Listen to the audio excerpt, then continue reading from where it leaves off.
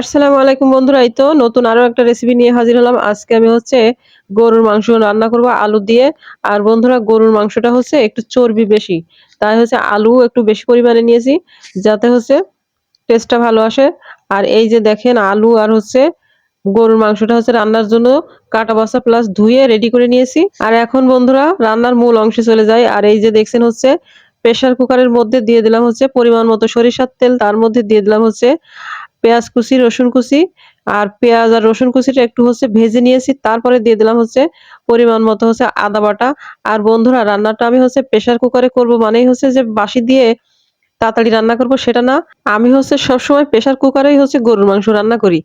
আর যদি কষাতে, কষাতে মাংসটা দেখি যে আসলে ভালো আছে বা সফট হয়ে গেছে, তখন পাতিলের মতো রান্না করে ফেলি। আর যদি দেখি না মাংসটা আসলে ভালো আসেনি, শক্ত, কষানোর সময় বেশ শক্ত আছে, আসলে সিদ্ধ হতে অনেক সময় লাগবে, তখন কি করি কয়েকটা বাঁশি দিয়ে নিই কষানোর আগে।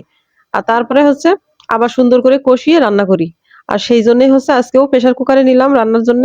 আর বন্ধুরা এদিকে পেঁয়াজ কুচি, রসুন কুচি, তারপরে আদা বাটা, এগুলো সুন্দর করে ভেজে নিয়েছি। তারপরে কষানোর জন্য দিয়ে দিলাম সামান্য পরিমাণে পানি। আর দিয়ে দিলাম গুঁড়া মশলাগুলো। আর বন্ধুরা গুঁড়া মশলার মধ্যে আছে পরিমাণ মতো হলুদের গুঁড়া, শুকনা মরিচের গুঁড়া, জিরা গুঁড়া, ধনিয়া গুঁড়া, আর আছে গরম মশলার গুঁড়া। আর সেই সাথে দিয়েছি স্বাদ মতো লবণ। কিন্তু লবণের ক্লিপটা আমি এডিটিং করার সময় বাদ পড়ে গেছে। যাই হোক বন্ধুরা, এখন আমি মসলাগুলোকে সুন্দর করে কষিয়ে নিলাম। আর কষানো যখন পারফেক্ট হয়ে গেছে তখন দিয়ে দিলাম ধুয়ে রাখা গরুর মাংসগুলো। আর এই যে বন্ধুরা মাংসটা একদম দেখেন পারফেক্ট ভাবে সুন্দর করে কষানো হয়ে গেছে। আর তারপরে দিয়ে দিলাম কেটে ধুয়ে রাখা আলুগুলো। আর আলুগুলো দিয়েও আমি বেশ আরো কিছুক্ষণ কষিয়ে নেব। আর আজকের মাংসটা মোটামুটি ভালো আছে, বাসি দেওয়ার প্রয়োজন হয়নি। এমনিতে কষাতে কষাতে একদম সফট হয়ে গেছে। আর এখন এই যে কষানো শেষ হলে আমি রান্নার জন্য দিয়ে দিলাম পরিমাণ মতো পানি। আর এখন বন্ধুরা সুন্দর করে এটাকে কিছু সময় নিয়ে রান্না করে নিব।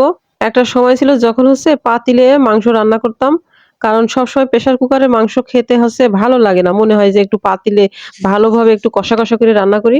কিন্তু দেখা যায় যে সিদ্ধ হতে চাচ্ছে না, তখন আবার পাতিল থেকে প্রেসার কুকারের মধ্যে ট্রান্সফার করা। এটা আসলে বন্ধুরা খুবই কষ্টসাধ্য ছিল। আর তাই বুদ্ধি করলাম আসলে না, প্রেসার কুকারে রান্না করব। আর যদি বাসি লাগে বাসি দিব, না হলে নয়।